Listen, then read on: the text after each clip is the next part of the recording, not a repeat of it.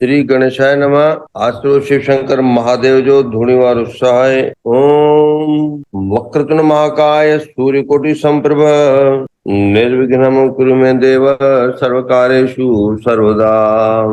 त्वमेव माता च पिता त्वमेव त्वमेव बन्धुश्च सखा त्वमेव त्वमेव विद्या द्रविड़ त्वमेव सर्व मम देव देव। श्रीमद भगवत गीता जैने महात्म्य में लिखेला है तो गीता सुगीता कर्तव्याक्यमन्य है शास्त्र विस्तर है। गीता ही संसार जेका सत्य जे पथ ते जेका संसार में हूंदे हुए भी संन्यास दे, जेका मोह माया खां बचाए करे सदगति दे, जेका शास्त्रन जे रस पियाइण में पंहिंजे पाण में ही अलौकिक आहे, पूर्ण आहे, उहा गीता अमृत आहे, आंदोलन आहे, अंतर मन के जगाइण वारी आहे। उहा गीता सिर्फ ज्ञान ही काने, योग ही काने, अमृत भी आहे, आंदोलन भी आहे, अंतर मन के जगाइण वारी भी आहे। या स्वम पद्मनाभस्य जेका पाण परमात्मा ने पंहिंजे मुख सां चई आहे, मुख पद्यादिनी श्रुता या पीअण जे लाइ आहे या पढ़ण जे लाइ आहे, पंहिंजे पाण में परमात्मा जो स्वरूप आहे।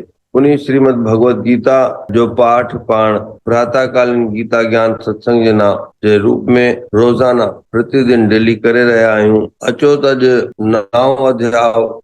नवमो अध्याय श्री परमात्मा ने नमः श्लोक संख्या 6 में प्रवेश कंदासीं। यथावाकाश स्थितो नित्यम वायु सर्वत्र गो महान तथा सर्वाणि भूतानि मतस्थानि तदुपारय तथा सर्वाणि भूतानि मतस्थानि त्युपधारय सर्वभूतानि कौन्तेय प्रकृतिं यान्ति मामिकाम कल्पक्षय पुनस्तानि कल्पादो विसर्जयाम्यहम् प्रकृतिं स्वामवष्टभ्य विसृजामि पुनः पुनः भूतग्रामं कृत्सन्नं वशं प्रकृते वृषात् न च मामतानि कर्माणि निबन्धन्ति धनंजय उदासीन सक्तम तेषु कर्मसु मयाध्यक्षेण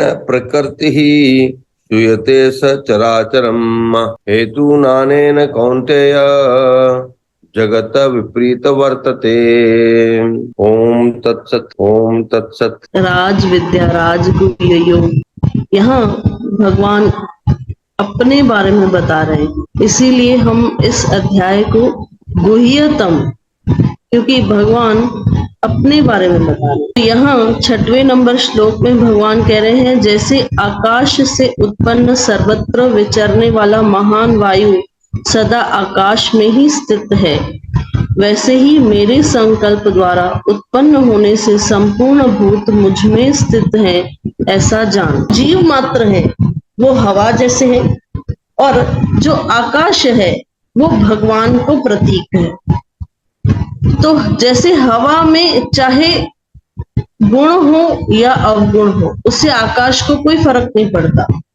ऐसे ही हम जीव चाहे अच्छे कर्म करे या बुरे कर्म करे, उससे भगवान को फर्क नहीं पड़ता।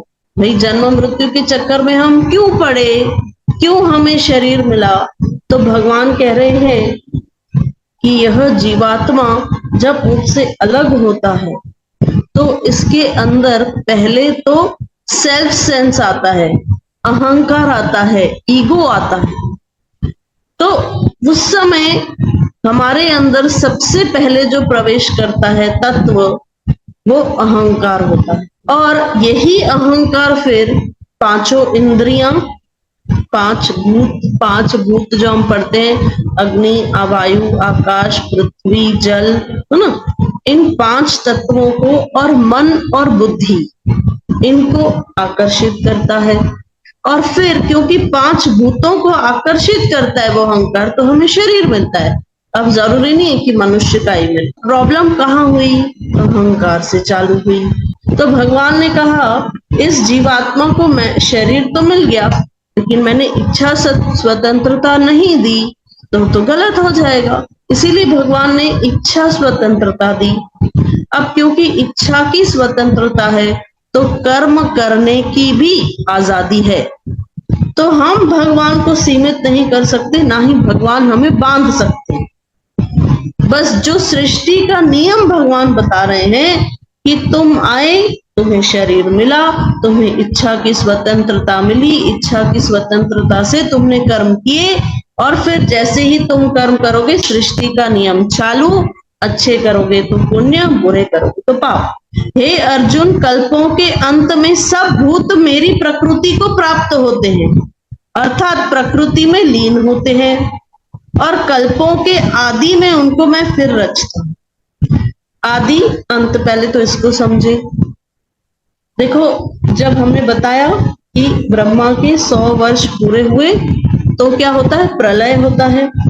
प्रलय होने पर अब आप बोलोगे प्रलय में तो सारी सृष्टि खाली हो जाती है ना, सारे जीवात्मा वापस चले जाते हैं, तो फिर उनका क्या, उनके कर्मों का हिसाब किताब तो हुआ ही नहीं, उनकी गति कहाँ गई, वो तो डायरेक्ट भगवान में चले गए। तो ये जीव तो ऐसे ही भगवान से मिल लिए, कुछ किए भी नहीं। तो भगवान की गोद में जाने के बाद भी ये इतने मूर्ख हैं, ये वापस आते हैं। भगवान ने देखो कहा है, कल्प के आदि में मैं उनको फिर रचता हूं।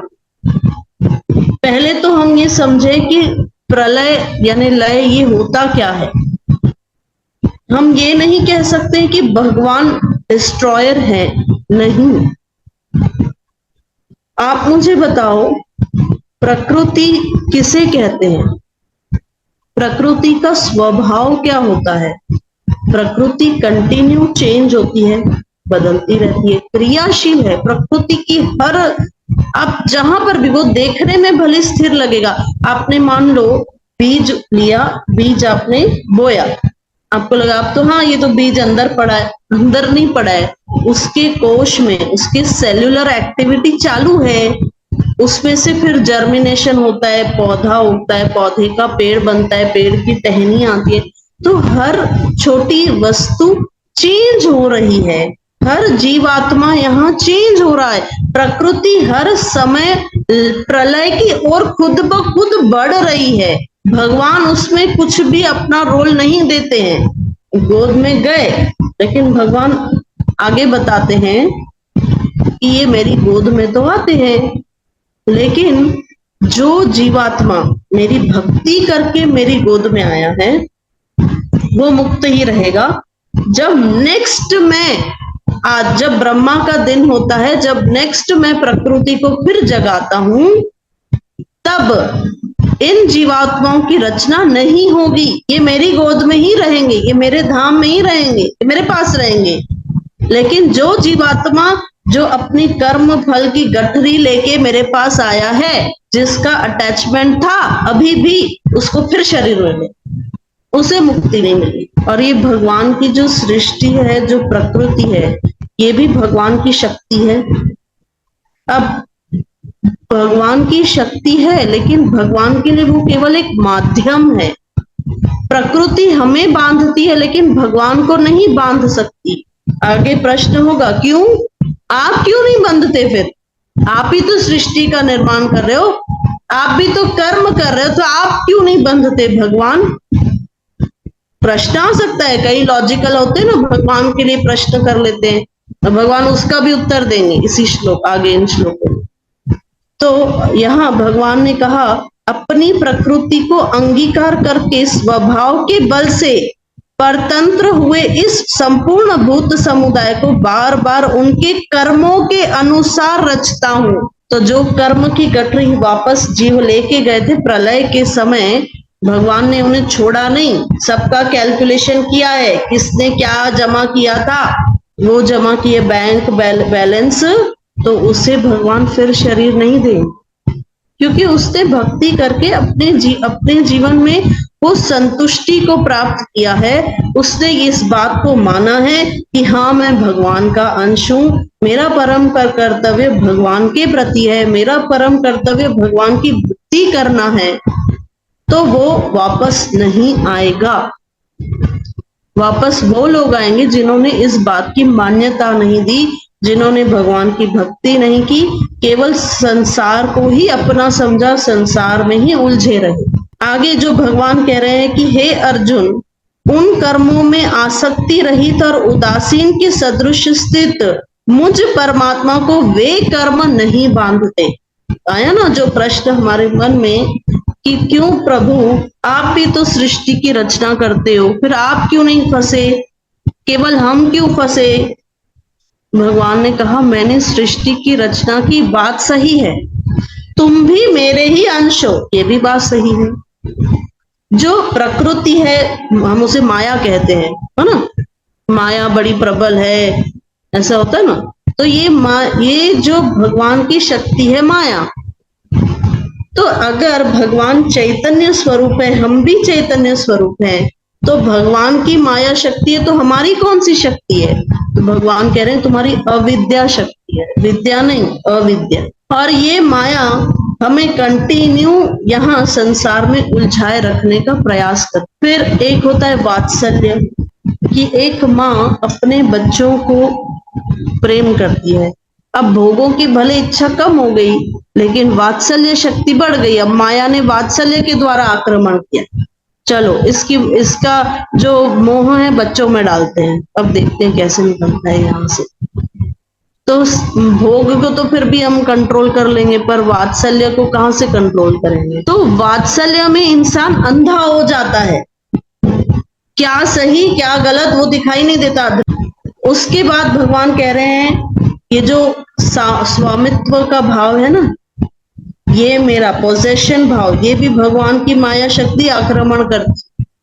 ये माया तुम्हें बार बार बताती है अरे ये तुम्हारा, वास्तविकता में कोई हमारा नहीं है।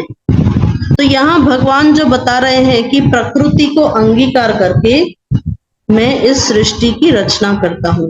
अब यहाँ भगवान ने कहा कि मैं उदासीन हो जाता। उदासीन मतलब क्या, मैं एक स्टेप ऊपर हूं। जब हमारे जीवन में प्रॉब्लम आती है तो हमें एक स्टेप ऊपर उठना पड़ता है, तभी हम उस प्रॉब्लम को सॉल्व कर सकते हैं। हम उसी प्रॉब्लम में पड़े रहे, सोचते प्रॉब्लम के बारे में रहे, तो हम प्रॉब्लम को सॉल्व नहीं कर पाएंगे। तो उदासी मतलब भगवान कह रहे मैं एक स्टेप ऊपर हूं, मैं इस सृष्टि की रचना करता हूं, पर मैं उसमें आसक्त नहीं होता। मैं केवल साक्षी भाव से देखता हूं। यहां तक कि न जाने कितने जीवात्मा वापस उनके शरीर नष्ट हो जाते हैं, उस समय मैं बैठ के रोता भी नहीं हूं। तो मैं इन सबसे अलग हूं, मैं इनमें अपनापन नहीं रखता हूं। तुम सृष्टि करते हो, तुम बच्चों को जन्म देते हो, तो तुम उसमें आसक्त हो जाते हो। मैं पूरी सृष्टि की रचना करता हूं, लेकिन मैं उसमें अपनापन भाव नहीं रखता। मैं उससे साक्षी भाव से दूर से देखता हूं, मैं उसमें आसक्त नहीं होता, इसीलिए मैं कर्म के बंधन में फंसता नहीं। आगे लास्ट श्लोक में, हे अर्जुन, मुझ अधिष्ठाता के सकाश से प्रकृति चराचर सहित सर्व जगत को रचती है, और इस हेतु से ही यह संसार चक्र घूम रहा है। अब एट द लास्ट कंक्लूजन दे रहे हैं भगवान। हमने क्या सोचा, भगवान is the generator, G for generator, O for operator, D for destroyer, यही गॉड होता है। भगवान ने कहा लो मैं कुछ नहीं करता, ना मैं सृष्टि की रचना करता हूँ, मैं सृष्टि का प्रलय भी नहीं करता। अरे फिर आप नहीं करते तो कौन करता है, भगवान। भगवान ने कहा मेरा उपस्थिति सब कुछ कर देती है। मैं वहां साक्षी भाव में जहां बैठ गया, मेरी उपस्थिति में सब अपने आप होता है। कि कोई एक थ्योरी है ना कि किसी ने इस सृष्टि को निर्माण नहीं किया, बायोकेमिकल रिएक्शंस हुए, कुछ ग्रह अपने में टकराए और ऐसे ही बस रचना हो गई। क्या ये संभव है? नहीं। थोड़ी देर के लिए हम सोच के देखें कि ये इतना छोटा छोटा हमारे जीवन में कुछ अपने आप नहीं होता। आलू की सब्जी, आलू पड़े हैं किचन में, आप रात को सो गए, सुबह आए, आलू की सब्जी अपने आप बनी हुई है। होता है कैसे?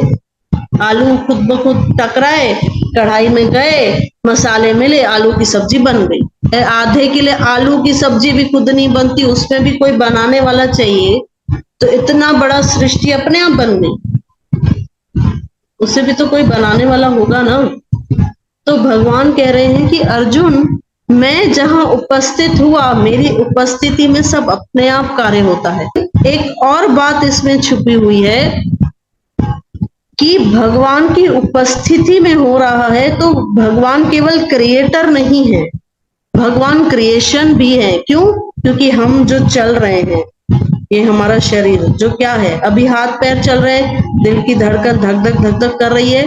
क्यों? क्योंकि उसी में वो परमात्मा की अंश रूपी चेतन शक्ति बैठी है। जैसे ही वो चेतन शक्ति गई, ये शरीर डेड।